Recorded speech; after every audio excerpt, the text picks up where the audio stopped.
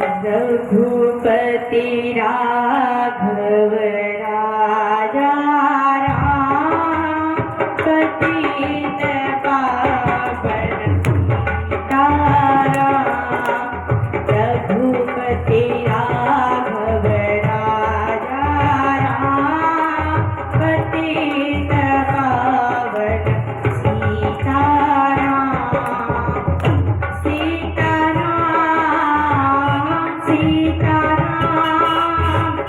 भज प्यारे मन सीताराम। सीताराम सीताराम भज प्यारे मन सीताराम।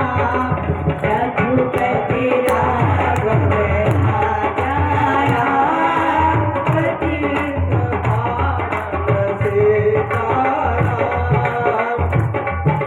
पतित पावन सीताराम। पतित पावन सीताराम। कौसल्या के प्यारे राम दशरथ राज दुलारे राम। कौसल्या के प्यारे राम दशरथ राज दुलारे राम। रघुपति राघव राजा राम पतित पावन सीताराम। रघुपति राघव राजा राम पतित पावन सीताराम। तो भगवान भोले बाबा श्री राम जी से कह रहे थे, गीतावली में और कवितावली में वर्णन आया है कि जब श्री राम जी चित्रकूट की तपस्थली पर थे तो वहां महाराज जब तक वो हवन यज्ञ करते थे और पूजा पाठ करते थे तब तक उनकी सीता जी खाना बना देती थी, फलाहार की व्यवस्था करके रखती थी। तो महात्माओं वहां आकर के भगवान का दर्शन किया करते थे। तो उन महात्माओं ने देखा कि भाई जलवा तो श्री राम जी का है, भाई जीना है, जीवन है तो श्री राम जी का है। कैसे कि देखो जब तक श्री राम जी हवन यज्ञ करते हैं, पूजा पाठ करते हैं, तब तक उनकी पत्नी श्री सीता जी महारानी भोजन की व्यवस्था करके रखते हैं। तो ऐसे भी यदि हमारी भी घरवाली होती तो हमारी भी भोजन की व्यवस्था करके रखती।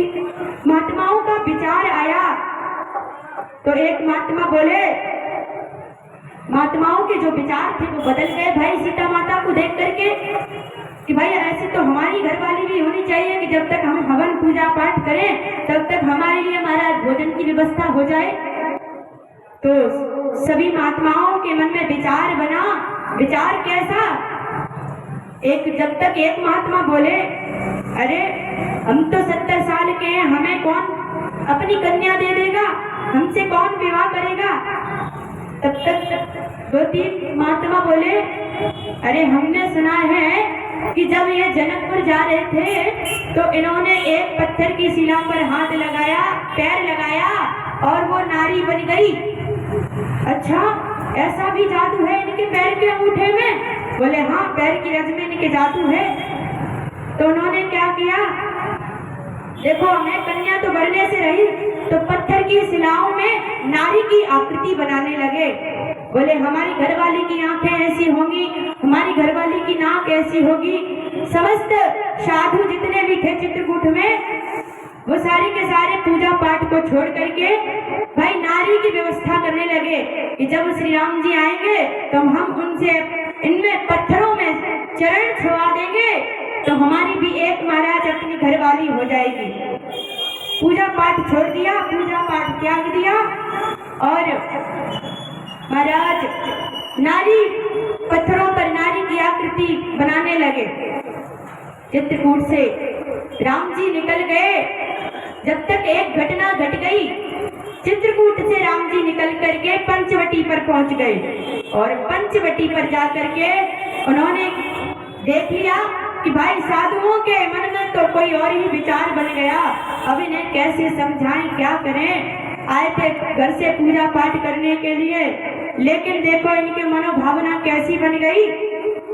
तो महाराज पंचवटी पर जाकर के माता सीता जी का हरण हो गया और हरण हो गया तो महाराज राम जी लक्ष्मण से लिपट करके रो रहे हैं, हाय भैया तेरी भाभी कहाँ चली गई। इतना छाती पीट करके रो रहे हैं महाराज। तो सब साधुओं को पता चला कि जो चित्रकूट में राम जी आए थे वो पता लगा है पंचवटी पर वो रो रहे हैं बड़ी जोर जोर से। क्या हुआ, चल करके पूछते हैं। महात्मा पहुंचे कि लक्ष्मण जी से पूछे, भाई क्या हो गया, राम जी क्यों रो रहे हैं। तो उन्होंने कहा हमारी भाभी थी ना श्री सीता जी, वो कोई चुरा ले गया है। अच्छा, चुरा ले गया है। हाँ।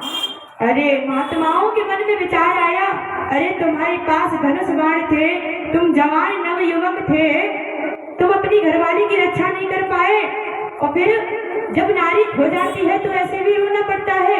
राम जी बोले बिल्कुल ऐसा ही रोना पड़ता है। क्यों? क्योंकि अभी तक उसने हमें जो अपनी सुख सुविधाएं दी, हमारी जो महाराज सेवा करती थी, क्या आज उसका हरण हो गया तो हम उसके लिए रो नहीं सकते। तो बाबा जी कहते हैं देखो भाई नव युवक थे, धनुष बाण लिए थे, साथ में राजा के पुत्र थे, जब ये अपनी नारी को नहीं बचा पाए तो हम बूढ़े क्या करेंगे। सभी ने जाकर के उन पत्थरों की शिलाओं में जिन उन्होंने नारी की आकृति निकाली थी उठा करके मंदाकिनी में डाल दिए कि महात्मा नहीं, क्या भगवान हमें नहीं चाहिए नारी, हम तो बगैर नारी के ही ठीक है। यदि विवाह हो गया, नारी हो गई तो महाराज ऐसे रोना भी पड़ता है। हमें मालूम नहीं था, हम इस बात से परिचित नहीं थे। हमारी जिंदगी के दो रास्ते हैं, हमारी जिंदगी के दो रास्ते हैं, एक गृहस्थी और एक है बाबा वाला गृहस्थ आश्रम और एक है संत आश्रम। तो भाई महाराज जिसको गृहस्थी आश्रम है वो महाराज भीड़ भाड़ वाला है, बाजार वाला है। जैसे यहाँ पर केवल सिंगल व्यक्ति के करने की यहाँ पर व्यवस्था है और यहीं से महाराज यदि ट्रक गाड़ी निकलने लगे तो बाजार में कैसी व्यवस्थाएं बिगड़ जाएंगी नहीं कि नहीं बिगड़ेंगी। तो जब सरकार के पास समस्याएं पहुंचती हैं कि बाजार में ज्यादा भीड़ भाड़ हो रही है, ज्यादा भीड़ भाड़ बढ़ रही है, तो सरकार क्या व्यवस्था करती है, भाई 4 लाइन करवा देती है। 4 लाइन कि जो बड़े बड़े वाहन वाले हैं वो इस बाईपास रोड से निकल जाया करें, भीड़ भाड़ में न जाए। तो महाराज ऐसे ही जो गृहस्थी का आश्रम है वो भीड़ भाड़ वाला आश्रम है। यहाँ पर आपको मामा बुआ फूफा मम्मी दादी सब मिलेंगे, लेकिन जो बाईपास वाला रास्ता है वो है साधु संतों का। यदि आपको गृहस्थी से बच करके भगवान का भजन करना है तो भाई बाईपास वाले रास्ते से निकल जाओ। बाईपास वाला रास्ता है, यहाँ महाराज कोई रिश्तेदारी नहीं है, कोई नातेदारी नहीं है, भाई बाबा है। वैसे विवाह एक संस्कार है, ऐसा नहीं है कि विवाह करने से हानि होती है, लेकिन यदि आपको गृहस्थी रूपी जीवन में जीना सीख जाएं, रहनी आ जाए तो संत तो आप भाई घर के भी हो सकते हैं। शास्त्रों में लिखा है धन्यो गृहस्थ आश्रम, गृहस्थ आश्रम को धन्य बताया है। क्यों? क्योंकि यहाँ पर ही जगत गुरु शंकराचार्य हुए तो गृहस्थ आश्रम से आए, रामकृष्ण परमहंस आए वो भी गृहस्थ आश्रम से आए, स्वामी विवेकानंद आए वो भी गृहस्थ आश्रम से थे, ध्रुव प्रहलाद द्रौपदी मीराबाई रानी लक्ष्मीबाई सारी थी, सारी के सारी गृहस्थी आश्रम से थी। लेकिन आश्रम में जीना सीख जाएं तो आपको एक होता है मरघट वैराग्य, एक होता है मन का वैराग्य, क्षणिक वैराग्य होता है, थोड़ी देर के लिए कभी कभी वैराग्य आता है, और एक आता है भाई जीवन भर का। जीवन भर इंसान मुड़ जाता है गृहस्थी की तरफ देखता नहीं है पलट करके। तो शंकर जी ने मना किया कि हम इस गृहस्थी रूपी आश्रम में नहीं जाने वाले हैं प्रभु। लेकिन श्री राम जी ने कहा, बाबा आप ये बताओ कि यदि इस धरती पर अत्याचार अनाचार बढ़ेगा, क्या आपको अच्छा लगेगा? क्या आप उसको सहन कर पाएंगे? भगवान भोले बाबा ने कहा, नहीं नहीं, हम ऐसा कभी नहीं सहन कर पाएंगे। भगवान श्री राम जी ने बताया कि भोले बाबा, तारकासुर का नाम का राक्षस है, उसने ब्रह्मा जी से वरदान पाया है कि मैं अगर मरूं तो केवल शिव जी के पुत्र के हाथों से, वरना मेरी मृत्यु न हो। ऐसे उसने वरदान मांगा। महाराज ये राक्षस बड़े चतुर होते हैं। क्यों? क्योंकि इन्हें लगता है, राक्षस ने सोचा, देखो सती जी के द्वारा कोई संतान हुई नहीं और अब शंकर जी ने विवाह ना करने का संकल्प ले लिया है और शंकर जी विवाह करेंगे नहीं, संतान होगी नहीं, तो अमर तो हम वैसे भी बन गए। अच्छा ये बात है? उन्होंने कहा हाँ। राक्षसों ने, जितने भी राक्षस हैं, उन्होंने भक्ति की तो सिर्फ एक ही वरदान मांगा, हम काहू के मरही न मारे, हम काहू के मरही न मारे, वानर मनोज जात दुई बार। जितने भी राक्षस हुए सभी ने यही कहा कि हम किसी के मरे न मारे, हम किसी के मारने से मरे नहीं महाराज, ऐसा ही है। लेकिन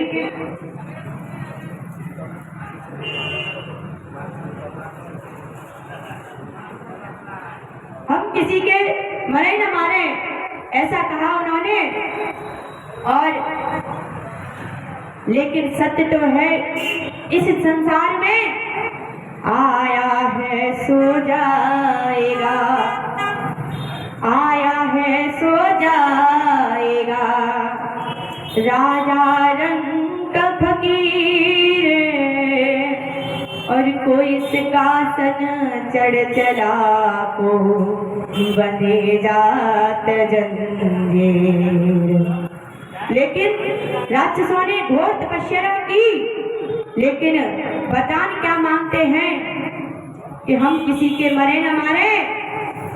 और हमारे जो संत होते हैं, महात्मा होते हैं, मीराबाई ने कहा था, तेरी मैं तो प्रेम दीवानी, तेरी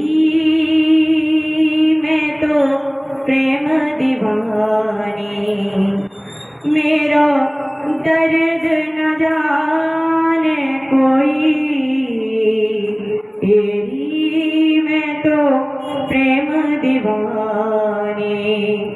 सूली ऊपर सेज पिया की, सूली ऊपर सेज पिया की, किस विध मिलनो तेरी मैं तो प्रेम दीवानी। मीराबाई ने कहा कि सूली ऊपर सेज पिया की।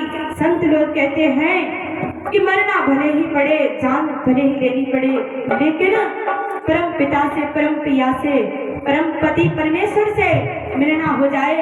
जो राक्षस लोग होते हैं वो मरना नहीं चाहते। हिरण्याकश्यप ने, आपने जाना होगा, आपको विदित होगा, हिरण्याकश्यप ने कितने वरदान मांगे। भाई साहब वो जीवित रहा, जगत में है, कहीं दिखाई देता है, लेकिन उसने अपने मन में ऐसा विचार ठान लिया था, इतने इतने महाराज उसने वरदान मांगे।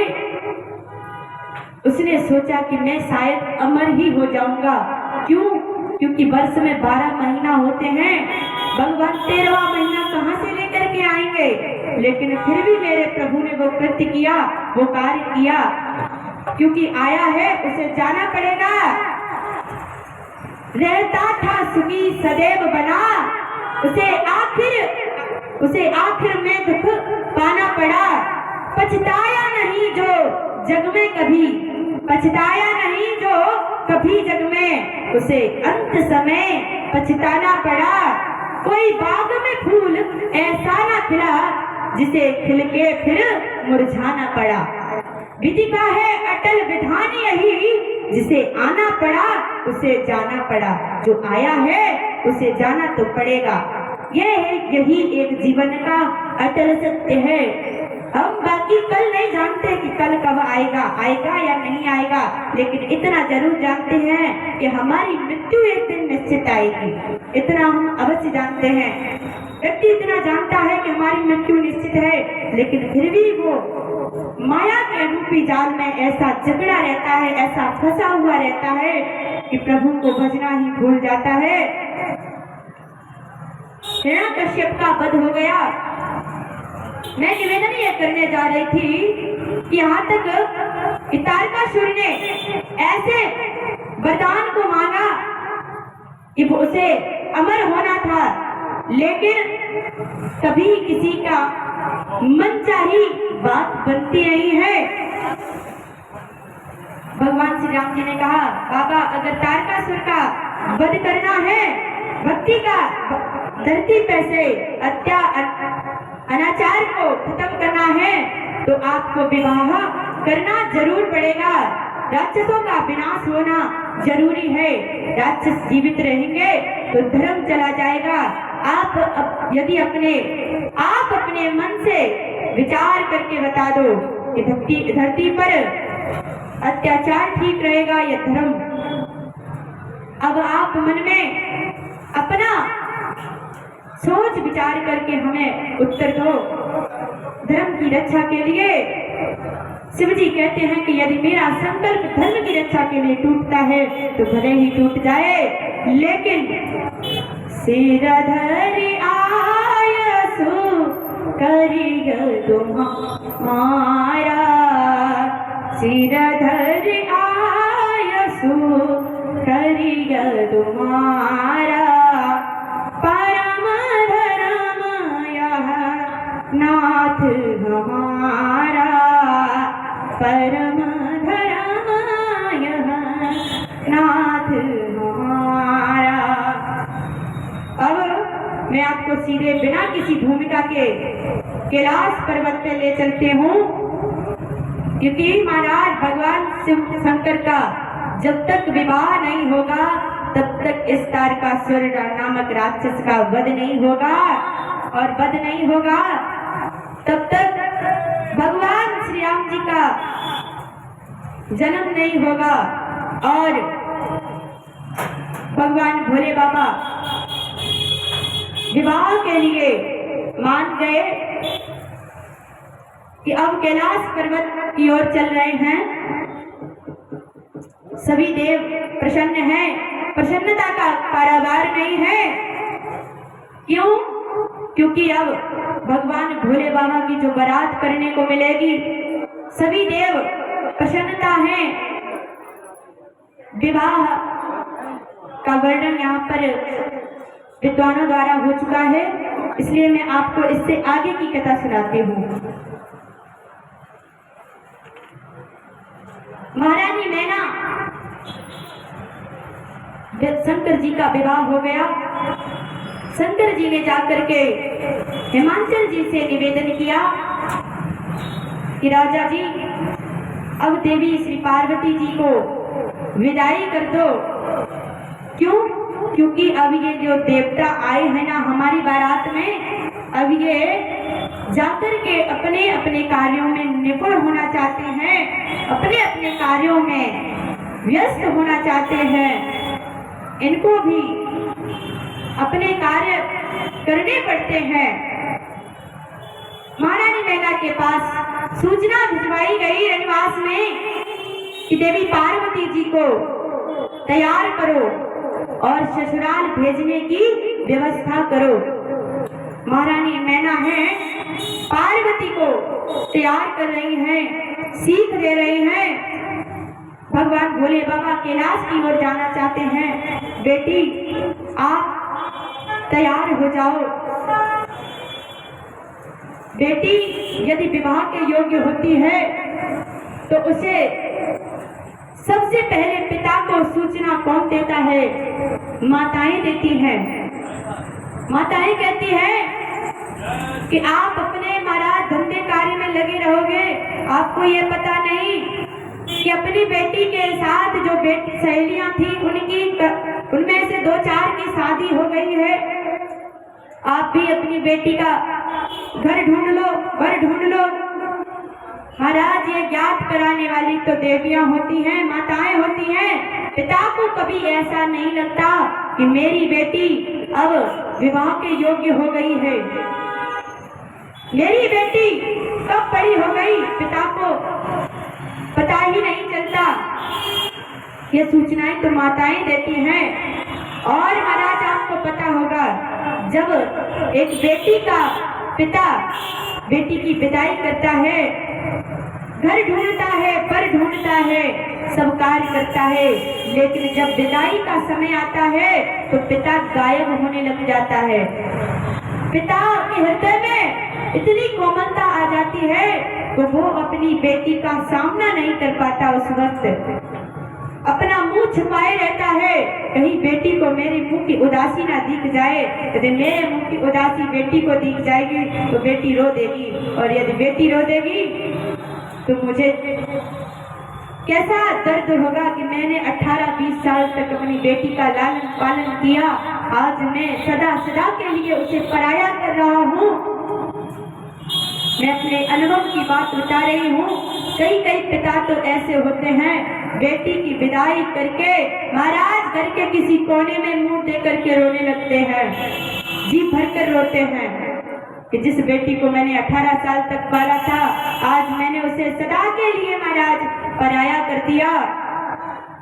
पिता का हृदय बहुत ही कोमल होता है बेटी की शादी के वक्त। उस वक्त माँ का हृदय थोड़ा कठोर हो जाता है। क्यों? बेटी का मुख विदाई के टाइम पर पिता नहीं देख सकता, लेकिन माँ बैठ करके बेटी का बैग लगाती है, पर्स लगाती है, शिक्षा देती है और समझाती जाती है, रोती जाती है कि बेटी ससुर से ऐसे बरतना, बेटी ससुर से ऐसे बोलना, किसी से अनुचित बात मत करना, कि जैसे बेटी हमारी लाड़ प्यार में, हमारी परवरिश में कोई कमी हो गई हो तो बेटी क्षमा करना, लेकिन ससुराल से कभी ऐसा कृत्य, ऐसा कोई कर्म मत करना कि जिससे हमारी नाक नीचे हो जाए, हमारी आंखें शर्म से नीचे झुक जाए। महाराज ये ज्ञान देने वाली माताएं होती हैं। आपको पता है महारानी मैना आज विदा कर रही हैं पार्वती जी की, और साड़ी के पल्लू में हल्दी, पीले चावल, 1 पैसा रखती हैं। पता है आपको वो क्यों रखे जाते हैं? वो पीले चावल इसलिए रखे जाते हैं, हल्दी की गांठ इसलिए रखी जाती है कि बेटी मानो उस टाइम पर संस्कार ये दिया जाता है। पीले चावल का मतलब होता है संस्कार, रीति रिवाज। बेटी जो कुल की परंपरा आई हो तुम्हारे, तुम जहाँ पर जा रही हो वो कुल की परंपरा हो, उसको निभाती रहना। यदि हमारे कोई संस्कार में कोई कमी रह गई हो तो इन चावलों को ध्यान में दे देना। वो साड़ी के पल्लू से वो चावल बांधती हैं तो मानो वो संस्कार बांध देती हैं कि बेटी ऐसे ऐसे करके ससुराल में जा करके बरतना, कोई तुम्हारे कृत्य से दुखी ना हो जाए। और जब बेटी जाती है तो उसे, हमारे यहाँ का रीति रिवाज है, हम उसे 1 लोटे में जल देते हैं या किसी गिलास में देते हैं। क्यों देते हैं? क्या बेटी को रोते रोते प्यास लग गई, या बेटी को रास्ते में पानी नहीं मिलेगा? ऐसा नहीं, इसलिए देते हैं कि यदि कोई बेटी उपद्रव करने वाली या बुरे कृत्य करने वाली, बुरे आचरण वाली, संस्कारों में कमी निकल जाती है तो महाराज सबसे पहले सासरे वाले क्या कहते हैं कि महाराज माँ का तो पानी ही खराब है। सबसे पहले पानी को कोसा जाता है कि महाराज माँ का तो पानी ही खराब है। हमारे भी घर में एक ऐसी है, वो भी वहाँ की ही है, उसी देश की है। ऐसे ही महाराज जब बेटी विदा होती है तो पानी दिया जाता है कि बेटी कम से कम इस पानी की तो लाज रख ही लेना। क्यों? क्योंकि कहा गया है रहीमन पानी राखिए बिन पानी सब सोन, और पानी गए न उबरे मोती मानस चून। थोड़ी इस पानी की कद्र करना, थोड़ा इस पानी की मर्यादा रखना, लाज रखना, बेटी को ऐसा समझाते हैं।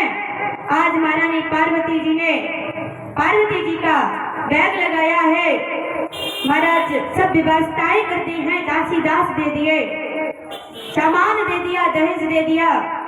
हिमांचल ने रोते रोते पार्वती जी की विदा कर दी। अब विदा कर दी तो थोड़ी सालियां भी रहती हैं।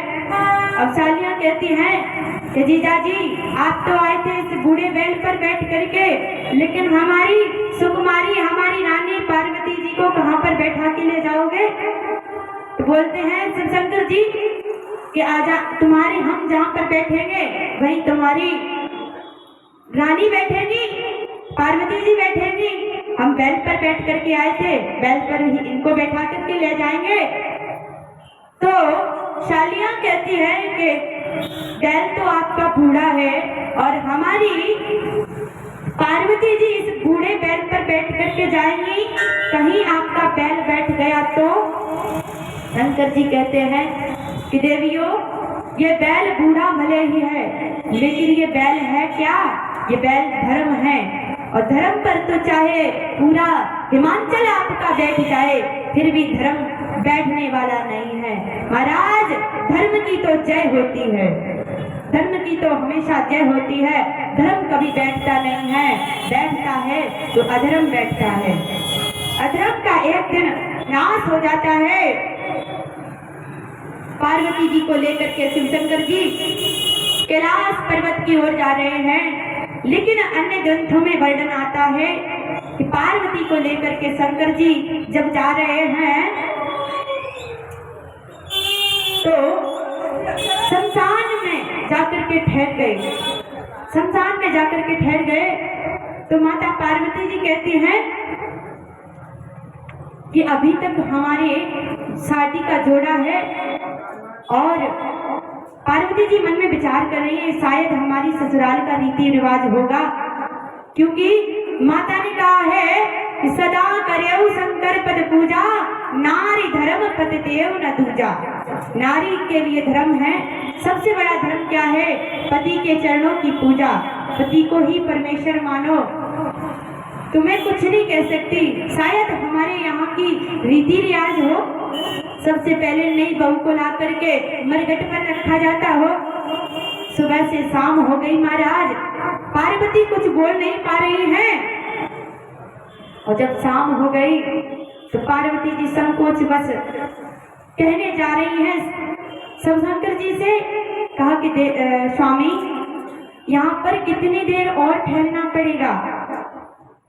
शंकर जी बोले अच्छा, अरे देवी आपने क्या कहा, यहाँ पर कितनी देर और ठहरना पड़ेगा? अरे देवी आपको मालूम नहीं है, हमारा तो घर ही है यह शमशान। और पार्वती ने कहा कि स्वामी इससे आगे नहीं जाएंगे, हमारी कोई सासू वासु माँ नहीं है। बोले शंकर जी अरे देवी सासू माँ, ससुर जी, बुआ जी, फूफा जी होंगे सारे आपको मरघट में ही मिल जाएंगे। क्यों? क्योंकि मरघट से आगे तो कोई जाता ही नहीं है। जितने संसार की व्यक्ति की सबसे ज्यादा जिंदगी भर चलता है, जिंदगी भर चलता है, लेकिन जब अंत समय आता है तो चार लोग उठा करके उसे मरघट की ओर ले जाते हैं। वहाँ व्यक्ति जाता नहीं है, वहाँ उठा करके ले जाते हैं। मरना कोई चाहता नहीं है, यमदूत उठा करके ले जाते हैं। जबरदस्ती महाराज उसे ले जाया जाता है। शंकर जी कहते हैं कि देवी सभी रिश्तेदार नातेदार यहीं पर आ जाएंगे। सती जी कहती हैं स्वामी यहाँ पर तो राम नाम सत्य की जय घोषणा हो रही है, हमें तो बड़ा डर लग रहा है, हम नहीं रहेंगे यहाँ पर। हमें तो भाई डर लगता है। देखो चारों बगल चिताएं जल रही हैं, राम नाम सत्य है, राम नाम सत्य है, ऐसा जय घोष हो रहा है। शंकर जी ने कहा अच्छा ठीक है। उन्होंने कहा कि आपने कोई घर नहीं बनवाया अभी तक। शंकर जी कहते हैं कि किसके लिए घर बनवाते महारानी, जब पत्नी ही नहीं है तो घर का क्या होगा। अगर तुम्हारी इच्छा है घर की तो हम कह देते हैं। महारानी जी की आज्ञा पा करके शंकर जी ने विश्वकर्मा को बुलाया। शंकर जी ने विश्वकर्मा को बुला करके त्रिकूट पर्वत पर महाराज लंका का निर्माण करवाया, स्वर्ण का महल। शंकर जी ने कहा विश्वकर्मा जी ऐसा महल बनाना जो ना ब्रह्माणी के पास हो, ना रमा के पास हो, ना इंद्राणी के पास हो, केवल उमा के पास हो। ऐसा महल बनवाया महाराज। वर्णन आता है कि जब महल में प्रवेश करने चले भोले बाबा तो माता पार्वती जी ने रोक दिया। अरे अरे अरे सब कायदा कानून भूल गए क्या। जब महल में प्रवेश करते हैं, नए गृह प्रवेश करना चाहिए, उसमें ब्राह्मण के 2-4 ब्राह्मणों की जूठन पड़ जाए महाराज और हवन हो जाए तभी अच्छा शुभ माना जाता है। शंकर जी कहते हैं अरे पार्वती जी हो गए, बस 4-5 कन्याओं को बुला देंगे, खाना खिला देंगे, हो गया हवन। शंकर जी कहते हैं, पार्वती जी कहती है ऐसे कैसे हो गया। अरे गृह बनाया है, अनोखा महल है तो अनोखी ही महाराज इसकी गृह प्रवेश करेंगे। अच्छा तो किसको बुलवाए।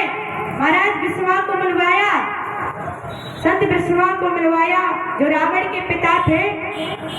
और जब वो आए तो उनकी पत्नी ने कहा केकसी ने कि हम भी चलेंगे आपके साथ। तो केकसी भी आई और हवन करवाया, ब्राह्मण को खाना खिलवाया। और जब दक्षिणा होती है ना तो उन्होंने कहा कि दक्षिणा तो देनी चाहिए, पार्वती जी उन्हें दक्षिणा दो। ऐसी लालची थी विश्वा की पत्नी केकसी कि उन्होंने दक्षिणा में लंका को ही मांग लिया। महाराज इस लंका को ही दे दो। पार्वती जी ने एक बार महल की ओर देखा, एक बार उनकी पत्नी की तरफ देखा, फिर से महाराज एक बार महल की तरफ देखा, फिर से एक बार पत्नी की ओर देखा और कहा कि एक दिन मैं ही आकर के इसका विनाश करूंगी। ऐसे ही महाराज जब हनुमान जी ने लंका को जलाया था तो वो पूंछ बड़ी थी ना, वो पूंछ श्री पार्वती जी बनकर के बड़ी थी। ऐसा वर्णन है कि पार्वती जी ने पूंछ बन करके उस लंका को विनाश कर दिया। और महाराज कैलाश पर्वत की ओर चलने लगे क्योंकि हमारे जो भाग्य की रेखा है उसमें महल नहीं है महाराज, चौड़ा मैदान है। जब ही आपने देखा होगा शंकर जी का जब मंदिर बना रहता है तो 4 पैर और थोड़ा सा बाउंड्री होती है और महाराज आसमान दिखता है। क्यों? क्योंकि शंकर जी कहते हैं किसी भगवान के पट 8 बजे बंद हो जाते हैं, किसी के 4 बजे बंद हो जाते हैं, किसी के 6 बजे बंद हो जाते हैं। यदि किसी भक्त को रात्रि में जरूरत पड़ गई तो कहाँ भागेगा। हम चौरे में बैठे हैं, हमें याद कीजिएगा, हम आएंगे तुम्हारी सहायता के लिए। इसलिए शंकर जी हमेशा खुले में रहते हैं। तब जन्मे सतपूर्ण कुमारा, सतपूर्ण कार्तिकेय जी का जन्म हुआ और कार्तिकेय जी ने उस तारकासुर नामक राक्षस का वध किया। उसका वध हो गया। धरती से अत्याचार, अनाचार, भ्रष्टाचार महाराज खत्म हो गया। भ्रष्टाचार खत्म हो गया, धर्म की जय हो गई। बोलिए श्री रामचंद्र भगवान की जय हो। राम राज्य आएगा। मैं अपनी वाणी को विराम देती हूँ। 2 मिनट भगवत संकीर्तन।